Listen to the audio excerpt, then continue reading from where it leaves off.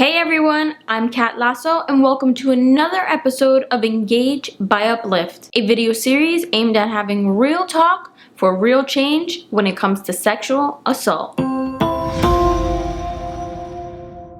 If you've spent more than 5 minutes on the internet, it's likely that at minimum you've witnessed, if not experienced for yourself, harassment and trolling. According to a new survey by the Pew Research Center, 73% of adults on the internet have seen someone experiencing harassment and 40% of them have experienced it for themselves. That's right, that's almost half. Breaking that down farther, people of color are nearly twice as likely to be harassed online. Breaking that down by gender, men are slightly more likely to deal with trolling, like name calling or being embarrassed, but women are more likely to face more serious forms of harassment, like sexual threats, stalking, sustained harassment, and if that sounds bad, this study didn't even ask about queer people under the age of 18, who we know experience high proportions of harassment. It also didn't mention high-profile abuse campaigns directed at Zoe Quinn, Anita Sarkeesian, and Brianna Wu. So what can we do? Here are 3 ways to address online harassment. Ignoring.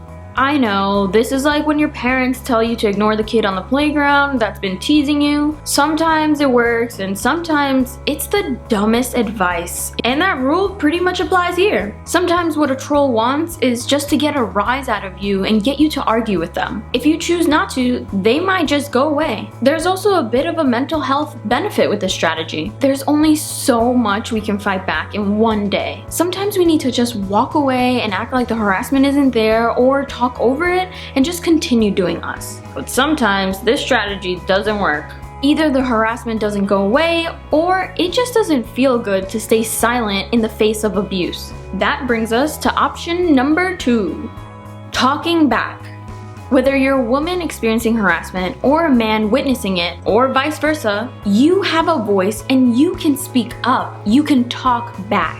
This shows harassers, you can't get away with that behavior. We won't allow it. The problem with the idea of not feeding the trolls is that it's another way of saying, it's your fault, stop giving them a reason to harass you. But whether it's online or in real life, victim blaming is never okay. If you need some guidance on how to talk back to your harassers, here are 3 examples of women who did exactly that. Emily Gracely, the woman behind the science show The Brain Scoop, chose to respond generally. She was asked about the sexism within her field, and she ended up talking about the sexist trolling and the harassing comments that she has to deal with on a daily whenever she wants to interact with her viewers. Then there's dealing with it head on. Lex Can Roar, a popular UK YouTuber, has spoken up about the abuse within the YouTube community. She directly called out people who were accused and explained exactly what was not okay about their behavior and how community members should support those who were victims of the YouTubers. And if that approach isn't in your face enough, YouTuber Kat Black has a more direct approach. A guy had been leaving some sexist and racist comments on Kat's Facebook page, but this guy's Facebook profile was completely public and also included the name of his employer. She posted screenshots of the nasty comments that this guy had been leaving for quite a while, along with his employer information, which was completely public. Her fans took it upon themselves to contact his employer and tell them how sexist and racist this guy was. And well, long story short, this guy lost his job.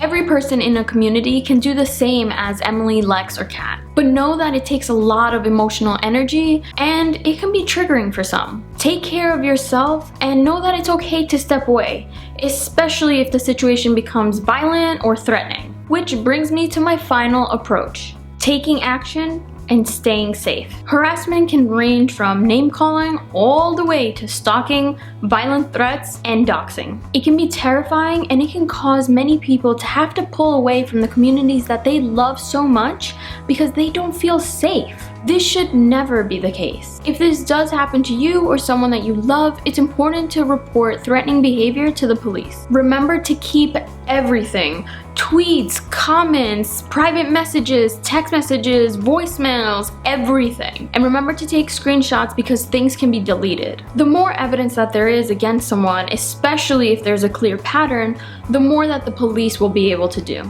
However, in many areas, there isn't much that can be done outside of a restraining order. And even when better laws do exist, the police doesn't always enforce them. This is an area that needs a lot of work. But whatever the case in your state or your country, if you're facing dangerous threats, report it. Tell people in your life about it so that they know what you're facing. And don't be afraid to take time away from the internet. But also remember that there are communities of people who are here for you and who want to help you get through this. For more information on how to keep you safe from online harassment, check out Crash Override Network. They have info on what to do if you have been doxxed, as well as how to keep your personal information private. Alright, that's it for this week. Thank you so much for watching. Make sure to give this video a thumbs up if you enjoyed it. Don't forget to share on Facebook and Twitter using the hashtag EngageUplift. And check out the description box down below to learn more about Uplift and the resources mentioned in this video. Once again, I'm Kat Lazo of the Cat's Meow. See you next week.